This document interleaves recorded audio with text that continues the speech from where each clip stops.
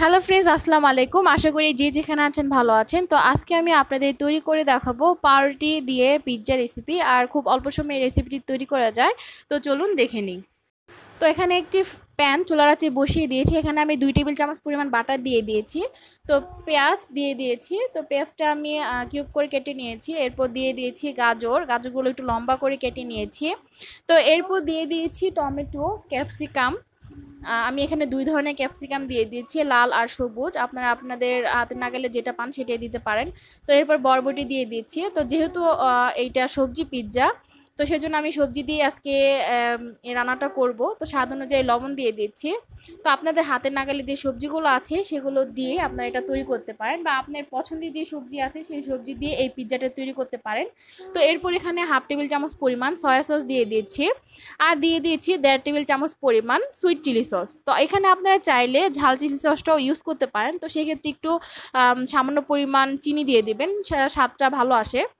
আর আমি যেহেতু বাচ্চার জন্য তৈরি করছি সেজন্য এখানে আর আমি ঝাল ইউজ করছি না।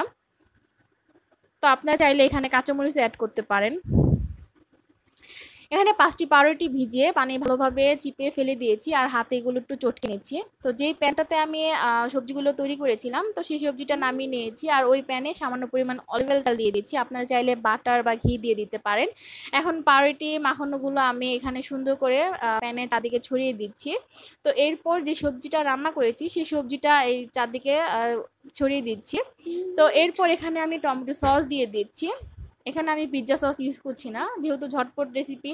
তো সেজন্য আমি শুধু টমেটো সস দিয়ে দিচ্ছি। তো এরপর এখানে গ্রেট করা চিজ দিয়ে দিচ্ছি। তো চিজটা ভালোভাবে চারদিকে ছড়িয়ে দিচ্ছি। আপনাদের পছন্দ অনুযায়ী যে কোনো চিজ দিতে পারেন। তো লো আছে এটা 5 থেকে 7 মিনিটের জন্য ঢেকে রান্না করব। তো 5 থেকে 7 মিনিট পর আমি ঢাকনাটা উঠিয়ে নিচ্ছি। তো চিজটাও গলে গেছে, আর চারদিকে ব্রাউন কালার হয়ে গেছে, পাউরুটিটাও হয়ে গেছে। আপনারা স্ক্রিনে দেখে বুঝতে পাচ্ছেন খুব ভালোভাবে সুন্দরভাবেই পিৎজাটা হয়ে গেছে। এখন পিৎজাটা আমি নামিয়ে নিয়েছি।